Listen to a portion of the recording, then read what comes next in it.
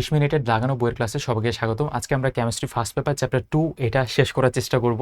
সরাসরি জাস্ট দুইটা রুল। প্রথম রুল হচ্ছে তুমি হাজারে ছেড়ে বই নিয়ে বসবা, আর দ্বিতীয় রুল হচ্ছে যা যা বলবো ওগুলা দাগাবা, সাথে সাথে কিছু কিছু টেকনিক্যাল পার্ট থাকবে, ওগুলো আমি বলে দিব এবং কিছু ছক করতে হবে, নোট করতে হবে, ওগুলো তো বলে দিব। সরাসরি বই খাতা দুইটা নিয়ে বসি। সবার প্রথমে আমরা যদি রাদারফোর্ডের পরমাণু মডেলে যাই, এটা একটা এমসিকিউ যে আলফা কোণা বিচরণ পরীক্ষা কে দেয়, তুমি বলবে যে রাদারফোর্ড দেয়। কত সালে দেয়? 1911 সালে দেয়। তারপর আরও কিছু উপরে নিচে কথাবার্তা আছে, এখান থেকে নিউক্লিয়াস আবিষ্কৃত হয়। তারপর আলফা কণার বৈশিষ্ট্য।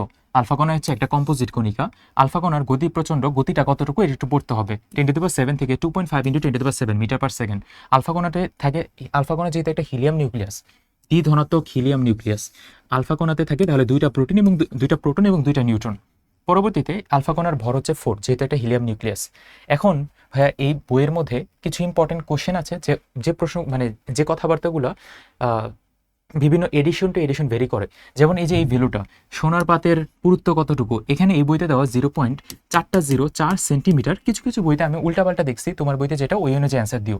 তারপর এখানে লাগে জিঙ্ক সালফাইটের একটা প্রলেপ অথবা জিঙ্ক সালফাইটের কিছু একটা পর্দা থাকে। পরবর্তীতে আরেকটা প্রশ্ন থাকে, এখানে জিঙ্ক সালফাইট হচ্ছে অনুপ্রভা সৃষ্টিকারী পদার্থ।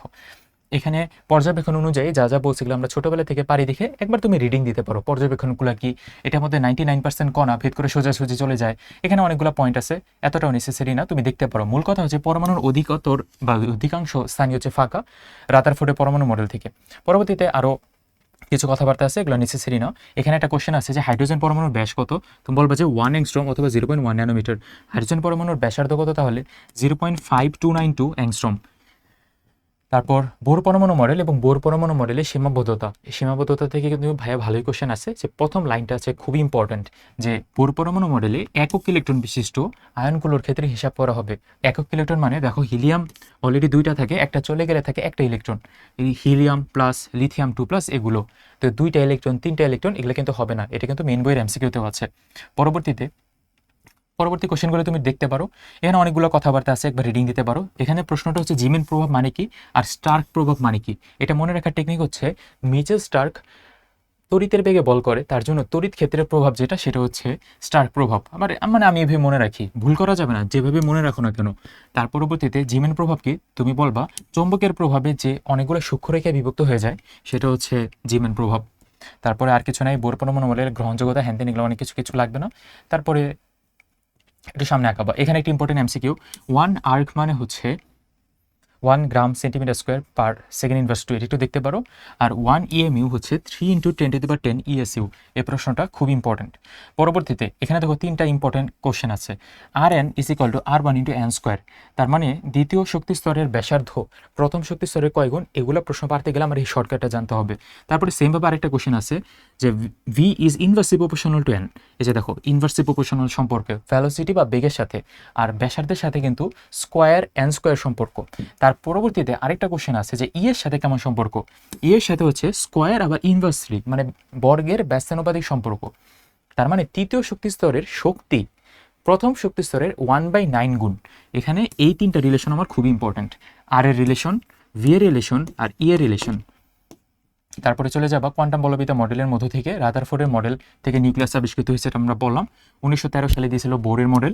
তারপর ব্রগলি দিয়েছিল 24 সালে। ব্রগলি দিয়েছিল মাস প্রপার্টি মানে কণা ধর্ম এবং তরঙ্গ ধর্মের মধ্যবর্তী একটা সম্পর্ক। তো তুমি কি করবা, যেটা শুরুতে বললাম খাতা রাখছো, তো খাতার মধ্যে সূত্রগুলো লিখে ফেলবো এক এক করে। যেমন ব্রগলি সূত্রটা লিখবো λ = h/mv, কণা ধর্ম তরঙ্গ ধর্মের ব্যস্তানুপাতিক। তারপর এই যে এটাই λ = h/mv, এটা তুমি নিজের মতো করে নোট করে ফেলবা। শ্রোডিঞ্জারের সমীকরণ 1926 সালে দেওয়া হয়, সমীকরণ এটা লাগবে না। তারপরে হাইজেনবার্গের অনিশ্চয়তা নীতিটা তুমি লিখে রাখতে পারো এবং এটা 1927 সালে দেওয়া হয়। তার পরবর্তীতে আর এইভাবে খুব একটা কিছু নাই। এখানে একটা ইম্পর্টেন্ট লাইন আছে যে যেখানে ইলেকট্রনের থাকার সম্ভাবনা 90 থেকে 95%, সেখানে অরবিটালের ধারণা বা অরবিটাল নিয়ে আলোচনা করা। কোয়ান্টাম সংখ্যা, এখান থেকেও একটা কোশ্চেন আসে। 4টা কোয়ান্টাম সংখ্যা আছে। প্রধান কোয়ান্টাম সংখ্যা n দ্বারা প্রকাশ করা হয়, সহকারী কোয়ান্টাম সংখ্যা বা অ্যাজিমুথাল কোয়ান্টাম সংখ্যা l দ্বারা প্রকাশ করা হয়, চৌম্বকীয় কোয়ান্টাম সংখ্যা এটা m দ্বারা প্রকাশ করা হয় এবং ঘূর্ণন কোয়ান্টাম সংখ্যা s দ্বারা প্রকাশ করা হয়। তো ভাইয়া যে টেকনিকটা প্রথমে তো দাগাইছো, বাট এটা দাগাইলে কিন্তু ওইভাবে তোমার মাথায় যাবে না। এটা কাজ করো, তুমি যে নোট খাতাটা রাখছো, অর্থাৎ পাশে যে তুমি শুরুতে ক্লাসের শুরুতে কি বললাম, একটা আলাদা করে একটা নোট বানাবা, অর্থাৎ ছোট একটা নোট। তো তুমি কি করবা, এই 4টা কোয়ান্টাম সংখ্যা একটা সামারি লিখে রাখবা, যেমন ক্যালসিয়ামের 20তম ইলেকট্রনের 4টা কোয়ান্টাম সংখ্যা তুমি লিখে রাখলা। তাহলে কি হবে, পরীক্ষার আগে তোমার এটা রিভিশন দিতে ইজি হবে। শুধু কিন্তু দাগায় রেখা এখানে অনেক কিছু হয় না কেমিস্ট্রিতে। পরবর্তীতে এখানে আর কিছু কোশ্চেন আছে। এখানে এই এমসিকিউটা আসে যে E1 এর ভ্যালু 13-12 কিলো জুল পার মোল। এই লাইনটা পুরোটা দেখতে পারো, হাইড্রোজেন পরমাণুর আয়নীকরণ শক্তি এরকম। তার পরবর্তীতে কোন কোয়ান্টাম সংখ্যা দ্বারা কী কী প্রকাশ করা হয় বা কী কী জানা যায় এটি একটু দেখতে হবে। যেমন প্রাইমারি কোয়ান্টাম, প্রধান কোয়ান্টাম সংখ্যা দ্বারা প্রধান কোয়ান্টাম নাম্বার জানা যায় এমন। তারপর সহকারী কোয়ান্টাম সংখ্যা, এটা দ্বারা কী জানা যায়, তুমি বলবা যে SPDF অর্থাৎ এল এর মান, এগুলো জানা যায়।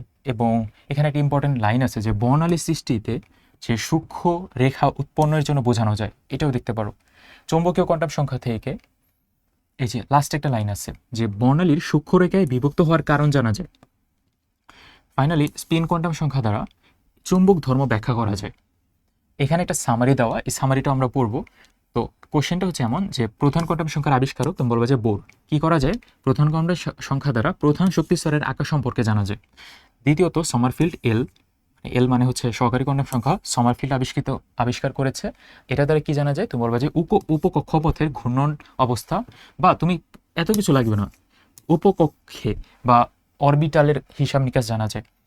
তারপর তুমি বলবে যে জিম্যান হচ্ছে এম, অর্থাৎ মানে এম মানে চুম্বকীয় কোয়ান্টাম সংখ্যা, জিম্যান আবিষ্কার করছে। এবং এটা দ্বারা কি জানা যায়, তুমি বলবা যে ত্রিমাত্রিক গঠন, বিন্যাস এগুলো জানা যায়। আমি কিন্তু দেখছো পুরা লাইন বলতেছি না, কারণ আমাদের অনেক কিছু মনে রাখতে হবে। আমরা একটা ওয়ার্ড মনে রাখি, যেমন ত্রিমাত্রিক ওয়ার্ডটা যদি পাই, এটা দাগাই দিব হচ্ছে চুম্বকীয় কোয়ান্টাম সংখ্যা। আর যেটা স্পিন কোয়ান্টাম সংখ্যা, এটা ঘূর্ণনের প্রকৃতি।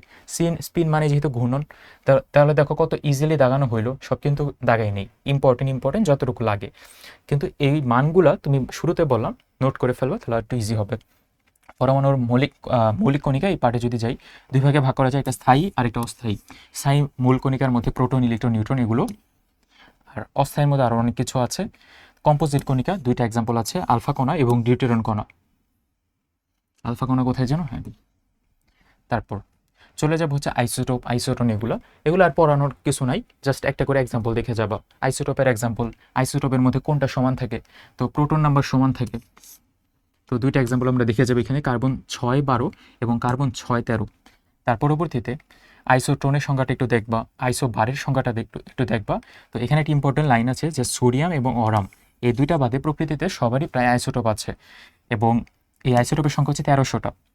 আইসোবারে চলে আসবো, বার মানে হচ্ছে ভর, যেখানে ভর সংখ্যা সমান সেটা আইসোবার। তো একটা এক্সাম্পল এখান থেকে জাস্ট দাগায় রাখবো আইসোবারের এক্সাম্পলে। যেমন এই যে এটা, যে কার্বন 6-14 এবং নাইট্রোজেন 7-14, দুইটার মধ্যে ভর সংখ্যা 14-14 সেম, এই দুইটা হচ্ছে আইসোবার। তারপর আসবো টোনের ন দিয়ে মনে রাখবো যে নিউটন সংখ্যা, যে টোনের এই দিয়ে মনে রাখবো নিউটন সংখ্যা যেখানে সমান সেখানে হচ্ছে আইসোটোন। তো নিউটন সংখ্যা সমান হচ্ছে কার্বন 6-14 এবং অক্সিজেন 8-16। হিসাব নিকাশ করলে দেখবে যে দুইটার নিউটন সংখ্যা সমান আসে। আশা করি তুমি নিউটন সংখ্যা বের করতে পারো। এই তো হয়ে গেল। তারপরে চলে যাব নিউক্লিয়ার বিক্রিয়া এই পার্টে। ট্রান্সমুটেশন বিক্রিয়া পারলে একটু দেখতে পারো। এখানে নিউট্রন দ্বারা আঘাত হয়ে একটা বিক্রিয়া হয় কোনো মৌলের স্থায়ী নিউক্লিয়াসকে উচ্চগতি সম্পন্ন নিউট্রন, প্রোটন বা আলফা কণা দ্বারা বিক্রিয়ার মাধ্যমে। তারপর আরও অনেকগুলো রিয়েকশন আছে, তুমি দেখতে পারো নিউক্লিয়ার ফিশন, এটা খুবই ইম্পর্টেন্ট। নিউক্লিয়ার ফিশন বিক্রিয়ার মধ্যে দেখবা যে একটা বড় জিনিস ইউরেনিয়াম, এটা ছোট ছোট কিছু জায়গায় পরিণত হয় এবং এখানে একটা এনার্জি তৈরি হয়, তুমি বলবে যে 200 মেগাইলেক্ট্রোভোল্ট। তার পরবর্তীতে নিউক্লিয়ার ফিউশন বিক্রিয়াতে এখানে দুইটা জিনিস একসাথে মিলে একটা বড় জিনিস তৈরি হয়। উপরে এটা ছিল বড় জিনিস থেকে ছোট জিনিস তৈরি হয়, তো হাইড্রোজেন মিলে তৈরি হবে হিলিয়াম। তো এখানে লাগে 10⁸ কেলভিন টেম্পারেচার। তো আমি যতটুকু তাকাইছি খুবই ইম্পর্টেন্ট সবগুলো পরীক্ষার জন্যই। তারপর বিভিন্ন অরবিটালের আকৃতিতে চলে যাব। এস অরবিটালের আকৃতি তুমি বলবে যে গোলাকৃতির, স্ফেরিক্যাল। পি অরবিটালের আকৃতির তুমি বলবা ডাম্বেল আকৃতির। তো একটা ডাম্বেল থাকে পি অরবিটালে। তারপর ডি অরবিটাল আকৃতি তুমি বলবা যে ডাবল ডাম্বেল আকৃতির। এখান থেকে মাঝে মাঝে কোশ্চেন আছে নোডাল প্লেন কয়টা, তো ডি অরবিটালে 2টি নোডাল প্লেন থাকে। আর এখানে কেমন দেখতে তুমি বলবা যে ডাবল ডাম্বেল। তো ডাবল ডাম্বেলের ছবিটা এখানে হয়তোবা নাই, বাট ইমাজিন করি এই যে একটা ডাম্বেল, এই যে আরেকটা ডাম্বেল। তো ডাবল ডাম্বেলের ক্ষেত্রে দেখো 4টা পোল আছে, তো এখানে 4টা লোব আছে, 4টা লোব বিশিষ্ট ডাবল ডাম্বেলে, মানে 4টা প্রান্ত আমরা মনে রাখবো 4টা লোব। অপরপক্ষে ডাম্বেলটাতে এই যে এখানে পিতে একটা ডাম্বেল, 2টা পোল এবং একটা নোডাল প্লেন। এখানে আবারও সামারিটা বলে দিই, 2টা ডাম্বেল, 4টা পোল, 4টা পোল মানে 4টা লোব আর 2টা নোডাল প্লেন। তারপরে পলির বর্জন নীতি অনুসারে এইটাও তুমি একটু লিখে রাখলে তোমার জন্য ইজি হবে। এগুলো লাগবে না মানে মুখস্থ করার কিছু নাই। তারপর এগুলো মুখস্থ করার কিছু না, আমি কেটে দিলাম। তুমি এখান থেকে এটা শিখতে পারো যে প্রধান শক্তি স্তরে সর্বোচ্চ n² সংখ্যক অরবিটাল থাকে। এটা আমরা ছোটবেলা থেকে পড়ে আসছি, n² সংখ্যক অরবিটাল এবং 2n² সংখ্যক হচ্ছে ইলেকট্রন। এগুলো আশা করি কিন্তু পারতে হবে ভাইয়া। এটা আমি বলি, এগুলো না বই থেকে পড়ার থেকে তুমি নিজে খাতায় লিখে রাখবা, তাহলে তোমার জন্য মানে মনে থাকবে পরে। পলি বর্জন নীতি, তো বর্জন নীতি এটা আমরা ব্যাখ্যা ট্যাখ্যা পড়ছি, এগুলো লাগবে না। হুন্ডির নিয়ম এটা একটু দেখে রাখতে পারো, খুব একটা ইম্পর্টেন্ট কিছু না। বিজোড় অবস্থায় থাকতে পারে, অযুগ্ম বা বিজোড় অবস্থায় থাকতে পারে। আবহাওয়া নীতি সবার প্রথমে নিম্ন শক্তি স্তর পূর্ণ করবে, তারপর আস্তে আস্তে উচ্চ শক্তি স্তরে যায়। আবহাওয়া নীতি অনুসারে n+l এর সম্পর্ক মানে মানটা যত হয় তত বেশি শক্তিশালী হয়। তারপর একটু নিচের দিকে নামবো, এখানে আর কিছু পাবো না। তারপরে চলে আসো এই ছকটা খুবই ইম্পর্টেন্ট, মেডিকেল ভর্তি পরীক্ষায় গত বছরই প্রশ্ন আসছে। তো এখান থেকে যে কয়টা তুমি পড়বা আমি ওই কয়টা বলি। যে 230 থেকে এই যে অপটিক্যাল সেন্সর রূপে কোনটা ইউজ করা হয়, তো সবার প্রথমে এটা পড়বো 230 থেকে 380। তারপরে পড়বো ড্রাগ শনাক্তকরণে কোনটা ইউজ করা হয়। তো মনে রাখবা যে 200 থেকে 400। এখন কোশ্চেন থাকতে পারে যে ভাইয়া 200 থেকে 400, 230 থেকে 380 এগুলো পড়তে একটু কষ্ট হয়, তাহলে তুমি না একটা সংখ্যা ধরে পড়বা 2 থেকে 4, মানে পরে মিলাবা 200 থেকে 400 এরকম 2 থেকে 4। তারপরে মেডিকেল ইমেজিংয়ে তুমি বলবা যে 28 থেকে 40 অথবা 2.8 থেকে 4। তুমি মানে টেকনিকই তোমার মতো করে তুমি মনে রাখতে পারো। তারপর চিকিৎসা ক্ষেত্রে লাইট থেরাপিতে 3 থেকে 3.2, মানে আমি এভাবে মনে রাখতাম, আমার জন্য ইজি হইতো, যার যেভাবে ইজি লাগে। পরে আসবো এই ছকও সব থেকে ইম্পর্টেন্ট এই চ্যাপ্টারের গুণগত রসায়নে। রেডিও ওয়েভ, এটার কাজ কি? রেডিও দিয়ে রেডিও, আর রেডিও র আছে না, রেডিও র দিয়ে এমআরআই। তারপর চলে আসবো এখানে মাইক্রোওয়েভের এক্সাম্পলগুলো মনে রাখার জন্য একটা টেকনিক লিখবো। তো টেকনিকটা এমন যে তোমার ড্রয়িং রুমের মধ্যে মাইক্রোওভেন আছে, ওই মাইক্রো ওভেনের উপরে ওয়াইফাই ও রাউটার রাখি, ওয়াইফাই দিয়ে তো রাউটার, ওয়াইফাই ও মোবাইল রাখি। তো ওভেন দিয়ে মাইক্রোওয়েভ, এটার এক্সাম্পল মাইক্রো ওভেন। তারপর ওয়াইফাই দিয়ে হচ্ছে রাউটার ওয়াইফাই, মোবাইল দিয়ে হচ্ছে মোবাইল।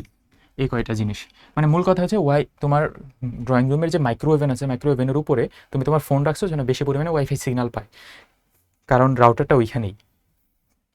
তারপর অবলোহিত আয়ারের এক্সাম্পলগুলো তুমি পড়বা না, কারণ দুনিয়ার সবগুলো পড়বা, বাকিগুলো পড়বা না, তার জন্য মানে সবগুলো পড়লে বাকিটা।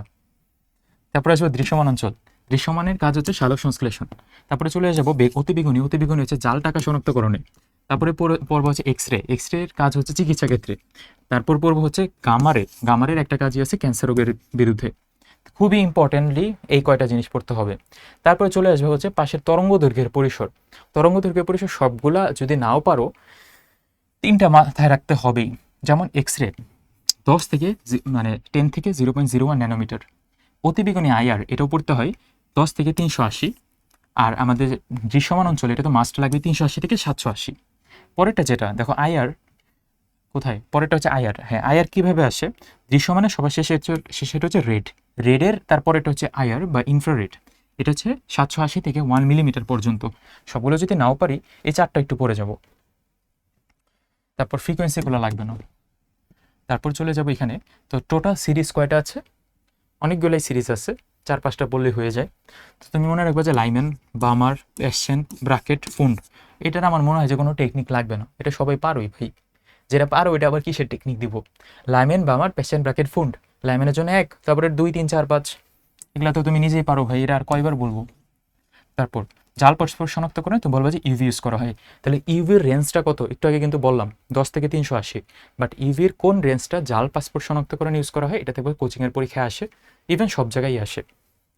তো তুমি কি বলবা? 230 থেকে 375। এখানে কিছু সিকিউরিটি ডিভাইস থাকে, প্রতিভবা তৈরি হয়, হ্যান ত্যান অনেক কথাবার্তা আছে, তুমি চাইলে দেখতে পারো। এই ছকের মধ্যে 1000 টাকার নোটের কালারটা কেমন হয়, হালকা বেগুনি হালকা হলুদ, এটা একটু দেখতে পারো। তারপরে চলে যাবো আইআরের ব্যবহার।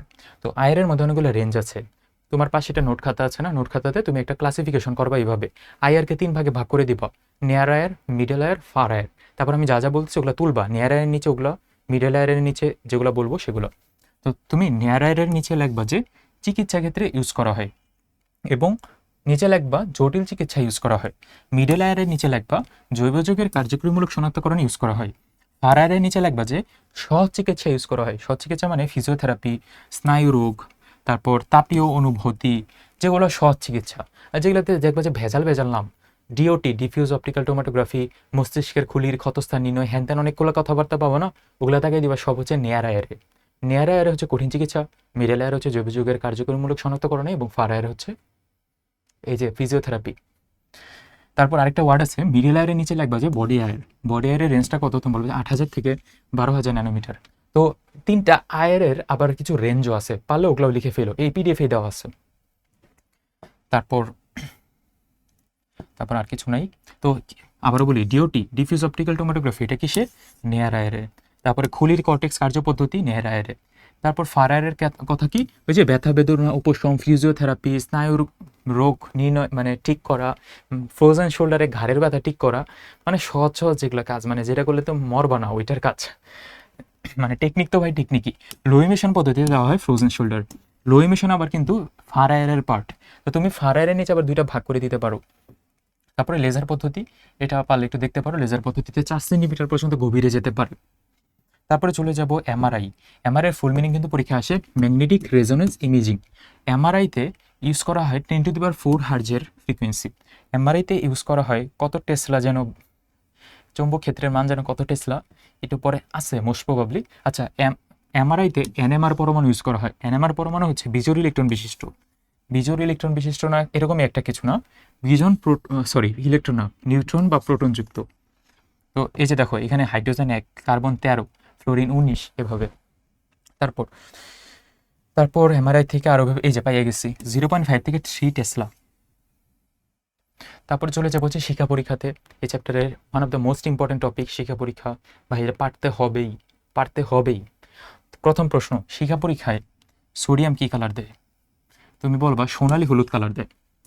তারপরে বলবা সোডিয়াম সাথে সাথে আর পরেরটা কোনটি ইম্পর্টেন্ট, ক্যালসিয়াম কি কালার দেয়? তুমি বলবা যে ইটের মতো লাল কালার দেয়। এই দুটো তো পড়লা। তারপরে পটাশিয়াম হচ্ছে হালকা বেগুনি, তুমি নিজেই ছোটবেলা থেকে পড়ে আসতেছো পটাশিয়াম বেগুনি। তারপর কপারের কালার কেমন? তুমি বলবা যে নীলাভ সবুজ। কেউ যদি না মনে রাখতে পারো, শুধু সবুজ মনে রাখতে পারো, বাট আমি সাজেশন দিব ভাই পুরোটা খুবই ইম্পর্টেন্ট, তার জন্য পড়তে হবে।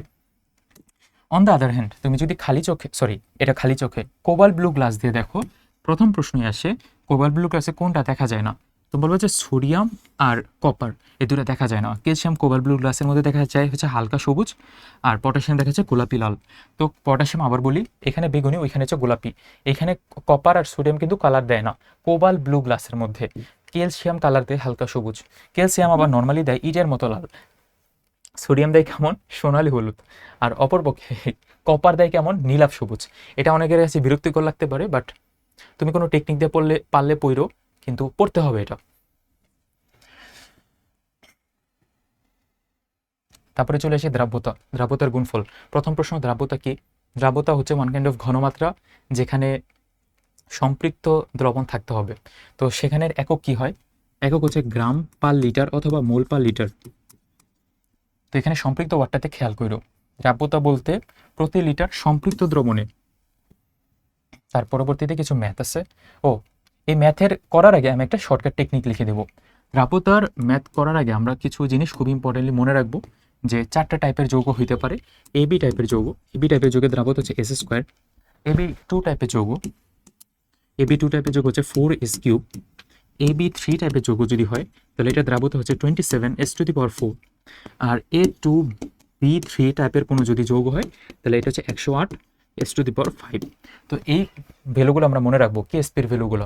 তারপর আমাদের ম্যাথ আসে, এই যে ম্যাথ এরকমভাবে আসে যে একটা যৌগ, এই যে A2B3 টাইপের কোনো একটা যৌগ যদি হয়, তাহলে সেটা দ্রাব্যতা যদি S হয়, তাহলে আণবিক গুণফল কত?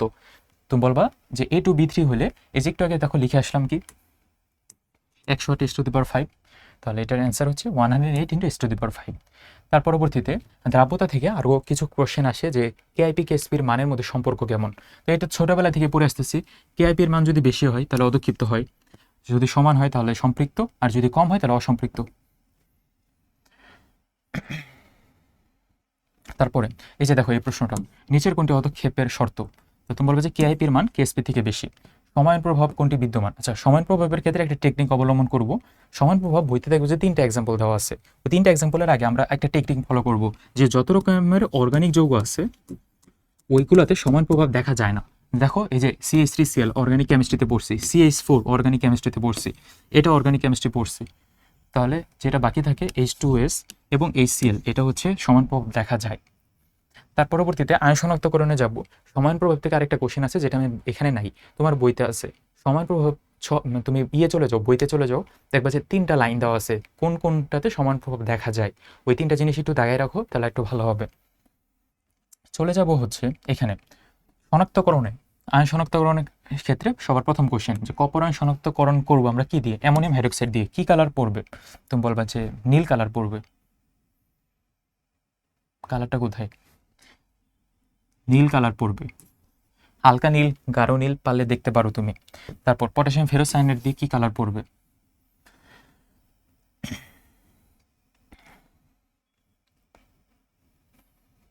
বাদামি কালার। তারপরে চলে আসবো আয়রন 2+, অ্যামোনিয়াম হাইড্রোক্সাইডের সাথে বিক্রিয়া করে কি কালার দিবে? তো কালারগুলো খালি দেখে যাবো, সবুজ কালার, আয়রন 3+ হচ্ছে বাদামি কালার। তারপরে পটাশিয়াম ফেরিসায়ানেট, তো তুমি এই কালারগুলো না আলাদা করে লিখে রাখবে যে কোনটার সাথে কি বিক্রিয়া করলে কি কালার দেয়, খালি এতটুকুই। কিন্তু সবথেকে ইম্পর্টেন্ট কোশ্চেনে চলে যাই আমরা, এগুলো একটু নিজের মতো করে সাজিয়ে নিতে পারো। এই যে এই প্রশ্নটা, অ্যামোনিয়াম থায়োসায়ানাইটের সাথে আয়রন 3+ বিক্রিয়া করলে রক্ত লাল বর্ণ দেয়, এটা তোমার পারতে হবে। আর আগেরটাতে বর্ণহীন দেয়, মানে 2+এর সাথে। তারপরে আমরা চলে যাবো অ্যালুমিনিয়াম সাদা কালার দেয়। তুমি একটা কাজ করতে পারো, যত রকমের সাদা কালারগুলো আছে ওগুলো আলাদা করে রাখতে পারো, তাহলে আরও একটু ভালো হবে। তারপরে চলে যাবো জিঙ্কও সাদা কালার দেয় অ্যামোনিয়াম হাইড্রোক্সাইডের সাথে, এগুলো নেসেসারি না। চলে যাবো হচ্ছে ক্যালসিয়াম বিক্রিয়া করে অ্যামোনিয়াম অক্সালেটের সাথে। অ্যামোনিয়াম অক্সালেটের সাথে বিক্রিয়া করে, এই যে এই বিক্রিয়া তো লাগবে না, তুমি খালি জানবা যে ক্যালসিয়াম অক্সালেট তৈরি করে এবং এটাও সাদা কালার। যেগুলো সাদা কালার ওগুলো আলাদা করে লিখে রাখবো। তারপরে পটাশিয়াম পাইরোঅ্যান্টিমোনেট, এটা লাগে কোথায়? তুমি বলবে যে সোডিয়াম আয়ন শনাক্তকরণে। কি কালার দেয়? সাদা কালার দেয়। কোনটা দিয়ে কি শনাক্ত করতে হয়? কি কালার দেয়? তারপর নেস্ট্রার দ্রবণ দিয়ে কি করতে হয়? তুমি বলবে যে অ্যামোনিয়াম আয়ন শনাক্ত করা হয়। নেস্ট্রার দ্রবণের সংকেতটা পারলে তো খুবই ভালো। এবং কালার লাস্টে কি হয়? কি কালার দেয়? খুব ইম্পর্টেন্ট প্রশ্ন কিন্তু। তুমি বলবা যে বাদামি কালার দেয়। তারপর সিলভার নাইট্রেট দ্রবণের সাথে পরীক্ষা করে ক্লোরিন আয়ন শনাক্ত করা হয়, এখানেও সাদা কালার দেয়। তারপর বেরিয়াম নাইট্রেট দিয়ে কি করা হয়? তুমি বলবা যে কার্বনেট এবং সালফেট শনাক্ত করা যায়। তারপর এখান থেকে আর কিছু নাই। তারপর আমরা চলে যাই এই চ্যাপ্টারের লাস্টের পার্ট, যেটা সব থেকে ফালতু এবং ভেজাল একটা পার্ট। তো তাড়াতাড়ি আমরা কথা না বাড়ি শেষ করে ফেলি। তো প্রশ্ন আসে, উদ্দায়িতের উপর পার্থক্য ভিত্তি করে কি করা হয়? তুমি বলবো যে ঊর্ধ্বপাতন। কার? কঠিন পদার্থের। স্ফুটনাঙ্কের পার্থক্যের উপর ভিত্তি করে বিভিন্ন ধরনের পাতন করা হয়, একটু পর আমরা দেখতেছি এটা। তারপর স্টিমে উদ্দায়িতার উপর ভিত্তি করে স্টিম পাতন। দ্রাব্যতার পার্থক্যের উপর ভিত্তি করে দুইটা জিনিস, ক্যালাসন এবং দ্রাবক নিষ্কাশন। এবং অধিশোষণের পার্থক্যের উপর ভিত্তি করে ক্রোমাটোগ্রাফি। মানে এই ছকটা তোমার পারতে হবেই প্রথমত। দ্বিতীয়ত আংশিক ক্যালাসনের উদাহরণে চলে যাব। আংশিক ক্যালাসনের উদাহরণ কি আছে? উদাহরণ না থাকলেও প্রয়োগটা একটু দেখতে পারো। আংশিক ক্যালাসনের একটা উদাহরণ আছে, আমি তোমাকে বলে দিই। মেডিকেল অ্যাডমিশন টেস্টে একটা প্রশ্ন আসছিল আংশিক ক্যালাসন নিয়ে। ওইখানে দ্রাব্যতার উপর পার্থক্যের উপর ভিত্তি করে আংশিক ক্যালাসনগুলো আংশিক ক্যালাসন নির্ণয় করা হয় বা করা হয়। তারপর পাতনে চলে যাব। পাতন আছে অনেক প্রকারের, সাধারণ, আংশিক। তো সাধারণ পাতনের মধ্যে একটা জিনিসই মনে রাখবো, এখানে 40°C এর বেশি হয়, আর আংশিক পাতনের ক্ষেত্রে 40°C এর কম হয়। স্ফুটনাঙ্কের পার্থক্য, সমস্ফুট পাতন, বাষ্পপাতন, নিম্নচাপ পাতন, পারলে এগুলোর এক্সাম্পলগুলো একটু দেখে দেখে যাবো, তাহলেই হবে। তার পরবর্তীতে ঊর্ধ্বপাতনে যাব। ঊর্ধ্বপাতনের ক্ষেত্রে আমরা তো এটা সবাই জানি যে কঠিন পদার্থকে তাপ দিলে বাষ্পকে আবার যদি শীতল করি তাহলে আবার কঠিন পদার্থে পরিণত হয়। তো এটার এক্সাম্পলগুলো একটু দেখে রাখবো। ঊর্ধ্বপাতনের এক্সাম্পল হচ্ছে কর্পুব, ammonium chloride, iodine, naphthalene, benzoic acid, এই কয়টা জিনিস। তারপরে চলে যাব এই যে সাধারণ পাতন হচ্ছে 40°C এর বেশি, আংশিক পাতন হচ্ছে তুমি বলবো 40°C এর কম। তারপর দ্রাবক নিষ্কাশনে আগে সংজ্ঞাটা দেখবা, কারণ সংজ্ঞা তুলে না প্রশ্ন করে। তো সংজ্ঞার মধ্যে আমরা একটা ওয়ার্ডে ফোকাস করব, যে মিশ্রিত অবস্থা থেকে একটু উপযুক্ত দ্রাবককে দ্রবীভূত করে পৃথক করার পদ্ধতি। তারপর দ্রাবক নিষ্কাশনে নানিস্টের বন্টন নীতি ফলো করা হয়। বন্টন নীতিটা কি? Not necessary. চলে যাব ক্রোমাটোগ্রাফিতে। ক্রোমাটোগ্রাফির মধ্যে আগে পড়বা যে ক্রোমাটোগ্রাফি কিসের উপর ভিত্তি করে করা হয়। তুমি বলবে যে অধিশোষণের পার্থক্যের উপর ভিত্তি করে করা হয়, শুরুতে পড়লাম আমরা। তারপর ক্রোমাটোগ্রাফিতে একটা রেঞ্জ আছে, মানে রেঞ্জ বলে একটা আছে, হিসাব আছে। হিসাবটা এমন, এটা পরীক্ষা আসে মানে এই সিরিজটা কেমন, প্রথমে বলবো যে কার্বক্সিলিক অ্যাসিড, তারপরে OH, COH, তারপরে OH, দেখো এখানে OH আছে না, ওইটারই প্রথমে লাগাই দিব, তারপরে বাকিটা তুমি এমনি পারবা, অ্যামোনিয়া, তারপরে অ্যালডিহাইড। তারপর ক্রোমাটোগ্রাফি দুই রকমের, খুব ইম্পর্টেন্ট, অধি শোষণ ক্রোমাটোগ্রাফি এবং বন্টন ক্রোমাটোগ্রাফি। মনে রাখার টেকনিক হচ্ছে অধি কপাল। অধিশোষণ ক্রোমাটোগ্রাফির এক্সাম্পল হচ্ছে কপাল, ক দিয়ে হচ্ছে কলম, পাল দিয়ে হচ্ছে পাতলা স্তর ক্রোমাটোগ্রাফি। তো এখানে আবার এই কাহিনীগুলো পারলে দেখতে পারো তুমি, স্থির মাধ্যম, চলনশীল মাধ্যমগুলো পারলে দেখতে পারো, না পারলে দরকার নেই। পেপার হচ্ছে বাকিগুলো, সরি পেপার না, বন্টন হচ্ছে বাকিগুলো, পেপার এবং গ্যাস।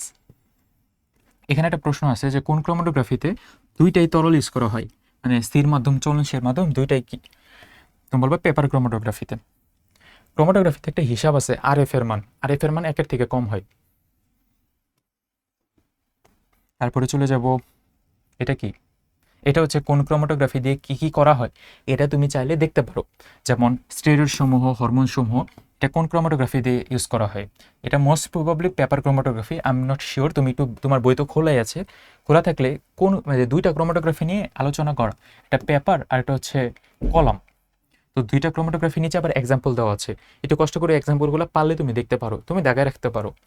তারপরে চলে আসি আমরা কিছু MCQতে, যেমন মস্তিষ্কের টিউমার শনাক্তকরণে এমআরআই দিয়ে কিন্তু আরও অনেক কিছু করা যায়। এমআরআই করার আগে আমরা কিন্তু হার্টের রিং পরা থাকলে এমআরআই করা যাবে না, বেল্ট থাকলে করা যাবে না, শরীরে কোনো মেটাল থাকলে করা যাবে না। তারপর জালনোড শনাক্তকরণ ইজি, বড় পরমাণু মডেলে চতুর্থ শক্তি স্তরে একটি পূর্ণ আচ্ছা এখানে যদি 4 থাকে অ্যান্সারও 4, এই টাইপের কোশ্চেনের। তারপর সোডিয়ামের শিখা পরীক্ষায় তরঙ্গ দৈর্ঘ্য কত, আচ্ছা এই কোশ্চেনটা ভাই মুখস্থ করে রাখতে হবে। আমি এই প্রশ্ন আনছি এই কারণেই যে কিছু কিছু প্রশ্ন থাকবে বইয়েতে, সেটা তুমি দাগায় রাখবা, এই যে এভাবে দাগায় রাখবা, কোনো একটা মার্কার দিও, যে কোনো একটা মার্কার দিয়ে তুমি দাগায় রাখবা, যেগুলো মুখস্থ করে রাখতে হবে। 590 ন্যানোমিটার। তারপর রিডবার্গের মান কত, 1.09678 × 10⁻7 মিটার ইনভার্স 1, 10⁵ সেন্টিমিটার ইনভার্স 1। তারপর আরেকটা আছে 10⁻2 ন্যানোমিটার ইনভার্স 1। তারপর কোনটি সমীকরণ সঠিক নয় না, এটা তো পারবা, ইজ প্রপোর্শনাল টু ল্যামডা, এটা সঠিক না, কারণ আমরা জানি E = hc/λ, ইনভার্সলি প্রপোর্শনাল সম্পর্ক। তারপর কোন নীতির উপর ভিত্তি করে অরবিটাল সমূহ বিন্যস্ত হয়েছে আবহ, এটা তো আমরা জানি। মৌলের কোন উপশক্তি স্তরের ইলেকট্রন ধারণের ক্ষমতা, ইলেকট্রনের কিন্তু বলছে 2 × 12+1, আর উপশক্তি স্তর বলছে, তার জন্য L আসছে।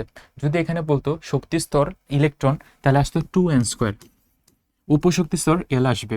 তারপর হাইড্রোজেন বর্ণালীর ব্র্যাকেট সিরিজে, ও এখানে একটা ইম্পর্টেন্ট কথা মিস হয়েছে, লাইমেন, বামার, প্যাশন, ব্র্যাকেট, ফুন্ড, এমন না, লাইমেনের জন্য হচ্ছে ইউভি, বামারের জন্য হচ্ছে দৃশ্যমান, বাকিগুলো হচ্ছে আইআর। তো তাহলে বামার, ব্র্যাকেট, ফুন্ড, তাহলে ব্র্যাকেটের জন্য আইআর। তারপর লোভ কয়টা থাকে, তুমি বলবে যে 4টা, কিসের লোভ কয়টা, ডি এর লোভ কয়টা, মনে আছে, ডাবল ডাম্বেলে 4টা লোভ। তার পরবর্তীতে এন এর মান 2, এল এর মান 1, এগুলো পারা যাবে 2p/y।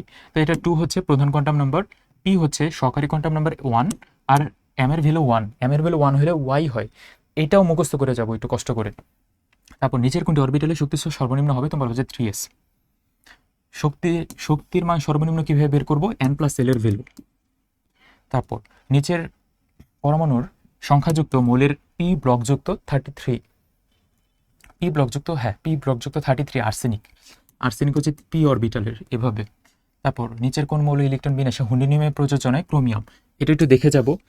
তারপর তরঙ্গ সংখ্যা নিউবার কোন রাশির ক্ষেত্রে বেশি হয়, এগুলা কিভাবে পারা যাবে, ওই যে আমরা যে একটা সিরিজ পড়লাম না, প্রথমে মহাজাগতিক গামা এক্স রে, ওরকমভাবে এক্স-রে, তারপর ইউভি, তারপর দৃশ্যমান, তারপরে আইআর, তারপরে মাইক্রোওয়েভ, তারপরে রেডিও ওয়েভ, সিরিয়াল করে এরকম একটা সিরিজ আছে বইয়ের ভিতরে।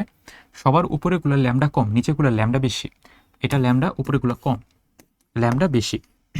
যার ল্যামডা কম তার এনার্জি বেশি, যার ল্যামডা বেশি তার এনার্জি আবার কম, যার এনার্জি বেশি তার আবার ফ্রিকোয়েন্সি বেশি।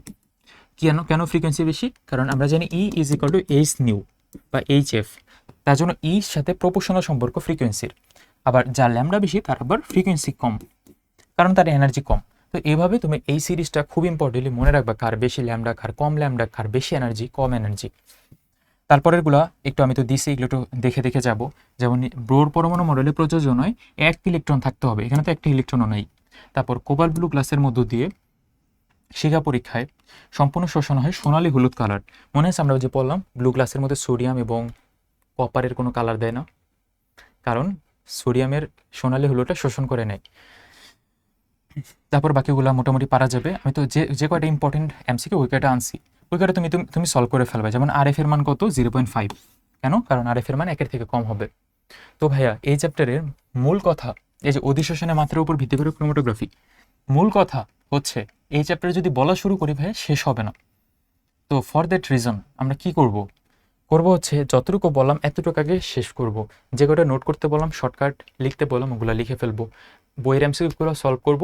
এতটুকু যদি হয় তাহলে এই জিনিসগুলো তুমি আবার পড়বা, তারপরে যদি হয় তাহলে আবার পড়বে এই জিনিসগুলো, তারপরে যদি হয় অন্যান্য রাইটারের এমসিকিউ পড়বা, কবি স্যারের বইয়ের এমসিকিউ, অক্ষরপত্রের বইয়ের এমসিকিউ, তারপরে যদি টাইম থাকে বইয়ের ভিতরে আনাচে কানাচে এই জিনিসগুলো পড়বা।